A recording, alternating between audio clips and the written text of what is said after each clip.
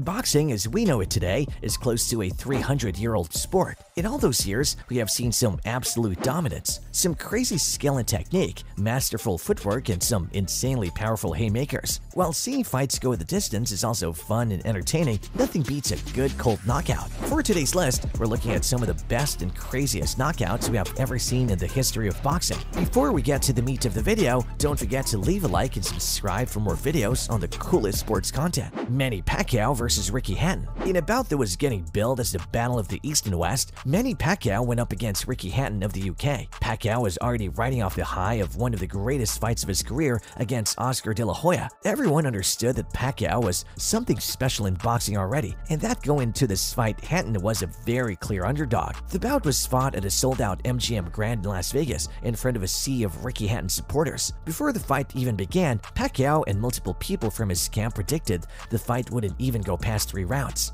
Ricky the Hitman Hatton was the one who got hit this time around, with Hatton getting knocked down 2 separate times in the first round. By the time the second round came around, the inevitable happened. Pacquiao throws his signature powerful left hook, and Ricky Hatton hits the canvas with no intention of getting back up. Afterward, the ref said that I knew Ricky Hatton wasn't conscious before even hitting the canvas. Pacquiao won his 6th different weight class title, and Ricky Hatton ended up retiring from the shock of losing that fight. That knockout was one of sheer dominance and was a key reminder that Pacquiao was a force to be reckoned with. Pac-Man indeed proved himself as a Hall of Famer in boxing. Tyson Fury versus Steve Cunningham. When you think of heavyweights, we usually don't think of speedy punches and combos. The typical fight we think for heavyweights are big hits, and fights being absolute slugfests. That wasn't the case for this absolute thrashing of a bout between Tyson Fury and Steve Cunningham. These two were both up-and-coming heavyweights at the time, and both were known for not being the typical heavyweights with knockout punches. Fury specifically was still growing his legend, with this fight actually making his first in the US. The fight starts off really bad here in the Madison Square Garden arena for Fury, as he actually gets knocked down early in the round, and for the first 4 rounds, Steve Cunningham was clearly ahead. Tyson Fury showed an insane heart, however, and no signs of slowing down. It was even argued that Tyson Fury was letting the hits happen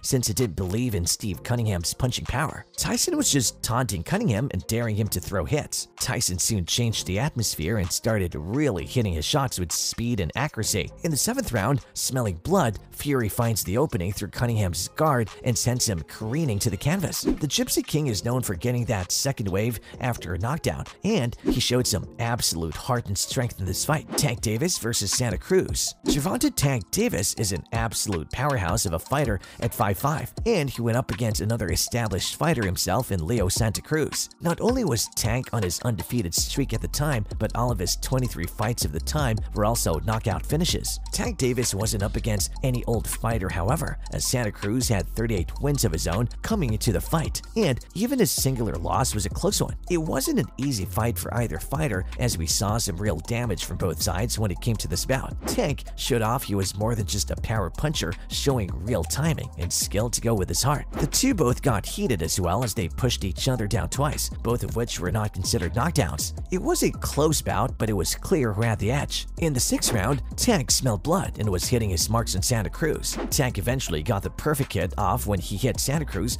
with an uppercut counter straight from hell. Santa Cruz was down, and everyone there knew before the count would even start that he would not be getting back up. This fight was an important one for Tank for sure, as he showed that even against the best, he really was that guy. Marvin Hagler versus Thomas Hearns. In the world of boxing, we have a bunch of names that are synonymous with greatness: Rocky Marciano, Sugar Ray, Tyson, Ali, Frazier, and at one point in history, Marvin Hagler was supposed to be one of those memorable names. Marvelous Marvin, as he was called, was dominant and was the undisputed king of the middleweight division. No fight showed just how exciting Hagler was than this bout against Hearns. Thomas Hearns had the clear height advantage, but if there's one thing Marvin Hagler knew how to do, it was to get inside for some hits. The fight was electrifying from the get-go, as the first round was immediately a barrage of heavy hits and combos. Clearly, both fighters were out for blood and gunning for the win. This was an absolute battle for sure, but it was a battle that wasn't going the distance. Hearns tried to keep his distance and to score off of outside hits, but Marvin Hagler was a bull charging in for shots and flurries. During the 3rd round, Hagler saw Hearns stumble and knew it was time to end it. He went inside and caught Hearns with a gorgeous uppercut to the head. Everyone knew Hearns was down and was not getting back up. The way Hagler wins this bout in this fight, along with a bunch more from his career, is why he's considered one of the greatest middleweights in all all of boxing history. Rocky Marciano versus Jersey Joe Walcott. Kids and younger boxing fans probably have no idea why this random white dude from the 50s was considered one of the best to ever do it, but I'm telling you, younger fans are missing out because these guys are some tough bastards to crack and throw even tougher punches. Rocky Marciano was a name synonymous with the heavyweight ranks, known for his impressive 42-0 record and 37 of those KOs being knockouts. Jersey Joe himself was an established championship fighter himself. This was one of the first really big super fights in boxing, and everyone was hyped to see these two duke it out. The fight was tough in both fighters, and no one had the real edge, as they fought hard from the get-go. Walcott kept his distance and tried to outbox his opponent, while Marciano, with the heart of a lion, drove inside for some combos to tear down Jersey Joe. Reaching all the way to the 13th and final round, everyone had thought that this was going to be a clear Walcott win. Walcott scored a knockdown on Rocky Marciano in the earlier rounds, and the fight felt like an even matchup throughout,